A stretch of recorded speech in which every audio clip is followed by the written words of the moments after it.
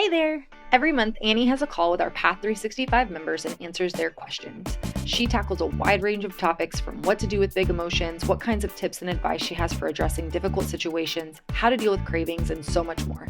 Listen in as she does some real life coaching for our Path members.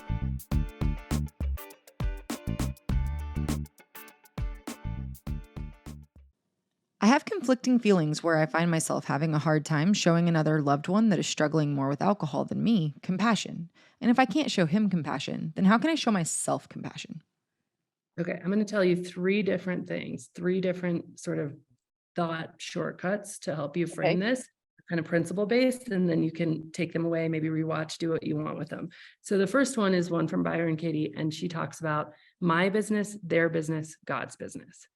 And really like making a list of all of your emotions and then having like a little column and just putting a tick or a check mark next to each one. What is my business? Like, I feel this way. Is it my business? Is it his business? Is it God's business? This is happening. Is it my business? Is it his business? Is it God's business? This is going on. Is it my business? Is it his business? Is it God's business? Blah, blah. And that will just help you kind of detangle and get clarity. Because I think what happens is when we get kind of enmeshed in a story, it prevents us, we can use it as like a way to almost distance or dissociate from our own pain, because we can be like, the brain is on the bone of the problem and he's the problem. And so it's like frantic energy. And so you're kind of like distracting it over here. So if you can get clarity that way. So my business, his business, God's business, use God, whatever you want. Like that's just what she uses, whatever you want to use. So that's one. The second thing is I want to just help you understand the difference in the dynamic of why and how he's changing and why and how the path helps people change. So there's two ways people change, and it's toward something or it's away from something, toward pleasure, toward a bigger future, or away from pain. Now, obviously there is some aspect of away from pain in each of our journeys, right? But one of the things that I was so thankful for in my own life, and if you've ever done like the 5-day challenge with me, I talk about this idea of being on the train and seeing that the bridge is out ahead and being able to get off the train before it went off the bridge. And so much of my passion for this work is to back up the conversation to where we can start to have this conversation before we're, court mandated, like whatever program, et cetera, right? And so we have a privilege when we can have the conversation before to be able to change in a less painful way with much more toward energy, toward what we want, which is really big with the path, rather than away from what we don't want.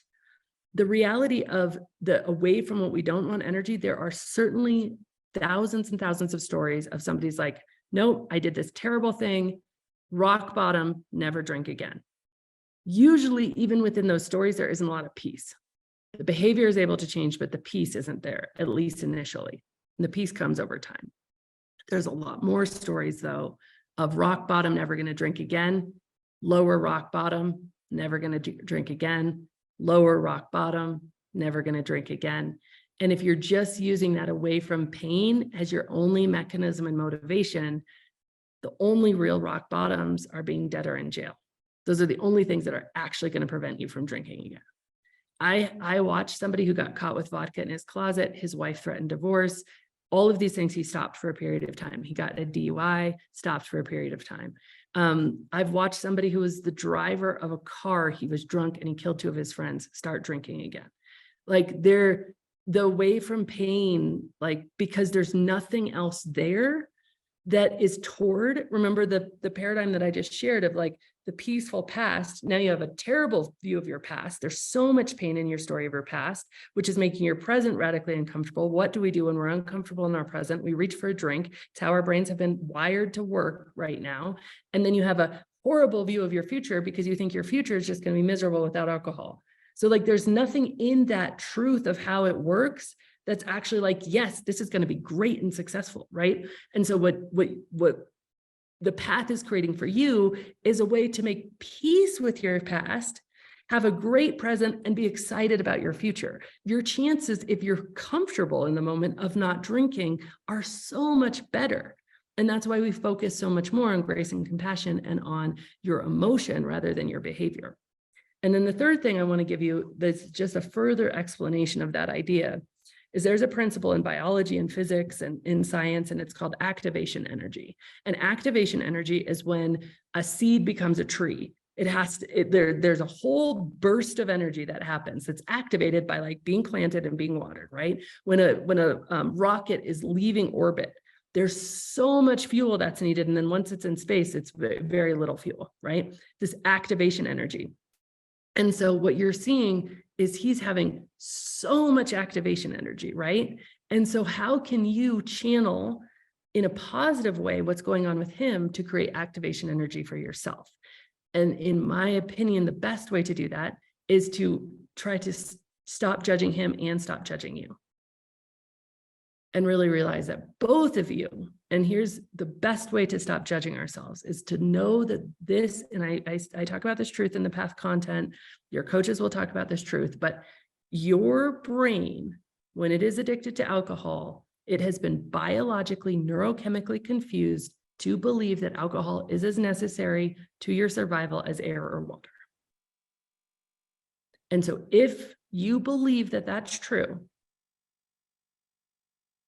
it's really hard to not drink, especially if you have a terrible story of your past and a very terrible story of your future. And so when you really internalize this, you can have compassion for yourself, you can have compassion for him. So anyway, you might want to watch it a few times, but those are like three big ideas that I think will help you navigate this.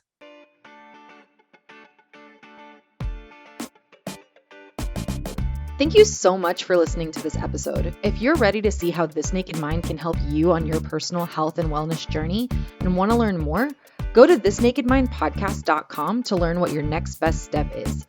Again, that's thisnakedmindpodcast.com. We have all of our free resources, programs, social links, and more available for you there. Plus, if you have your own naked life story to share, you can submit it there as well. Until next week, stay curious.